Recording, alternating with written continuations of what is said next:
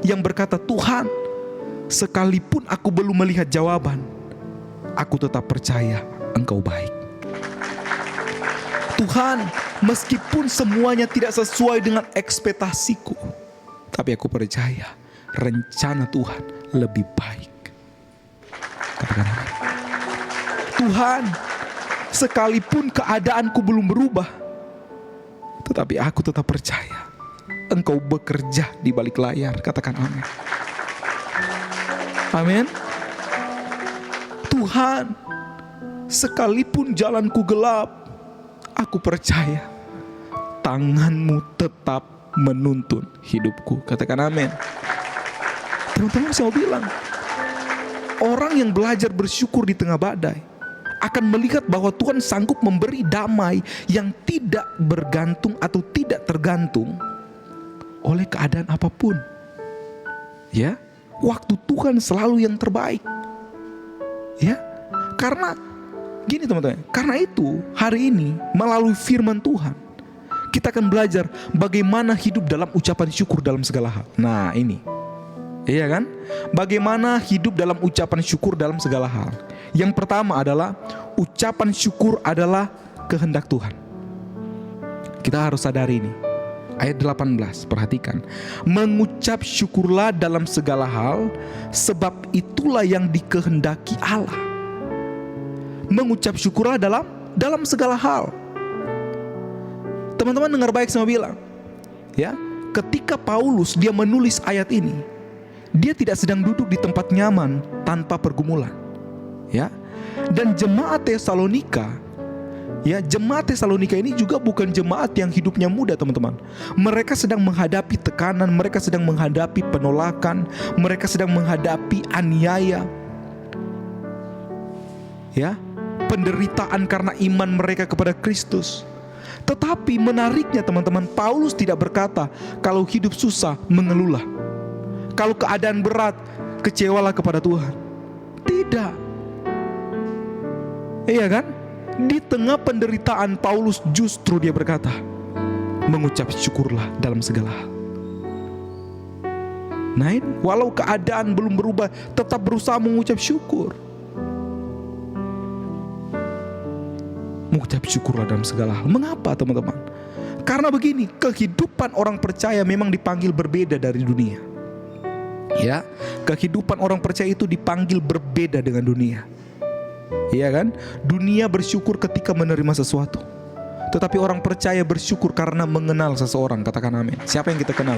Yesus yang adalah sumber berkat itu.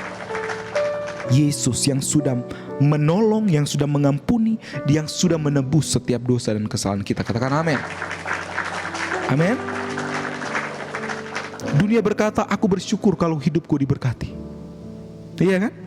Tetapi anak Tuhan beda. Anak Tuhan berkata, sekalipun hidupku belum berubah, aku tetap bersyukur karena Tuhan tetap bersamaku. Katakan amin. Wow, ini dalam sekali teman-teman. Dengar baik saya bilang. Seringkali kita berpikir bahwa syukur adalah respon terhadap keadaan baik, ya kan? Tetapi Alkitab mengajarkan syukur adalah respon terhadap kebaikan Tuhan. Itu dia. Katakan syukur adalah respon atas kebaikan Tuhan.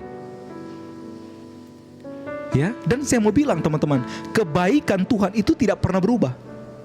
Ya, meskipun keadaan hidup berubah, perhatikan baik-baik, firman Tuhan tidak pernah berubah. Katakan amin. Haleluya. Ya. Karini, terima kasih. Puji Tuhan. Haleluya. Katakan bersyukurlah untuk segala hal. Ya. Nah itu. Sekarang katakan bersyukurlah dalam segala hal. Tadi untuk, sekarang dalam. Ini beda teman-teman. Ya. Firman Tuhan tidak berkata bersyukurlah untuk segala hal. No. Tetapi firman Tuhan berkata bersyukurlah dalam segala hal. Amin. Iya kan Kak Dino? Teman-teman, ini berbeda. Tuhan tidak meminta kita bersyukur karena dosa. Tuhan tidak meminta kita bersyukur karena penderitaan itu sendiri. Tuhan tidak berkata bahwa masalah itu menyenangkan. No, gak ada masalah yang menyenangkan. Iya kan? Tuhan tidak pernah berkata bahwa air matamu itu sia-sia. Air matamu itu terlalu lebay. No, air mata tetap sakit. Kehilangan tetap menyakitkan. Iya kan? Kekecewaan tetap melukai hati. Betul? Tetapi di tengah semuanya itu kita tetap bisa bersyukur. Kenapa? Karena kita percaya Tuhan tidak pernah kehilangan kendali atas hidup kita. Katakan amin. Ya?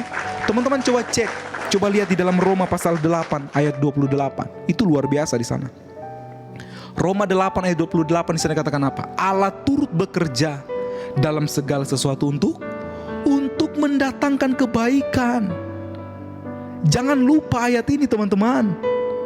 Ya, pegang ayat ini. Firman Tuhan katakan Allah turut bekerja dalam segala sesuatu.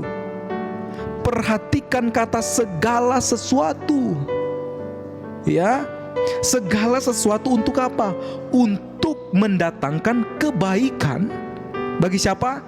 Bagi mereka yang mengasihi Dia. Katakan amin. Haleluya. Ini luar biasa teman-teman. Perhatikan ini. Firman Tuhan tidak berkata semua hal itu baik, tetapi firman Tuhan berkata Tuhan bekerja dalam semua hal. Tuhan bekerja dalam segala hal. Ya, bahkan keadaan yang pahit pun Tuhan sanggup pakai untuk membentuk, untuk menguatkan dan membawa kita semakin dekat kepadanya. Katakan amin. Haleluya. Ya, teman-teman, kadang kita tidak mengerti jalan Tuhan, iya kan? Ada doa yang dijawab cepat, ada doa yang harus menunggu. Ada masa ketika kita melihat mujizat, ada masa ketika Tuhan terasa diam. Ada waktu ketika hidup terasa terang, ada waktu ketika kita berjalan dalam lembah gelap. Ada, semua ada waktunya. Tetapi dengar baik, saya mau bilang, iman sejati bukan berkata, Tuhan aku mengerti semuanya. Ya, tetapi iman sejati berkata, Tuhan, sekalipun aku tidak mengerti jalanmu, aku tetap percaya hatimu. Dalam kan? Teman-teman, saya bilang, syukur adalah tanda iman. Katakan, syukur adalah tanda iman. Orang yang bersyukur, dia sedang berkata begini, Tuhan, aku mungkin belum melihat jawabannya, tetapi aku percaya Engkau bekerja. Nah itu, Tuhan, aku mungkin belum melihat jalan keluarnya, tetapi aku percaya Engkau tidak meninggalkanku. Tuhan, aku mungkin belum memahami semuanya, tetapi aku percaya Engkau tetap Tuhan yang baik. Katakan, dan seringkali syukur terbesar justru lahir bukan di tengah kelimpahan. Iya kan? Kak Cincin, terima kasih. Puji Tuhan, luar biasa. Ya, syukur terbesar justru lahir bukan di tengah kelimpahan teman-teman, tetapi di tengah proses yang berat. Iya gak? Pernah alami gak? Atau sedang alami? Kenapa di tengah proses yang berat? Karena disitulah kita belajar Tuhan cukup. Amin. Shalom Karta. Ini luar biasa teman-teman. Ya, ada orang yang hanya memuji Tuhan ketika gunung berpindah. Iya kan? Tetapi orang yang dewasa rohani, dia tetap memuji Tuhan meskipun gunung itu belum berpindah. Makanya kan Mars kita kan, walaupun gunung itu belum berpindah, tetap percaya. Iya kan? Mengapa teman-teman? Karena imannya tidak dibangun di atas mujizat. Ya, tetapi imannya dibangun di atas apa?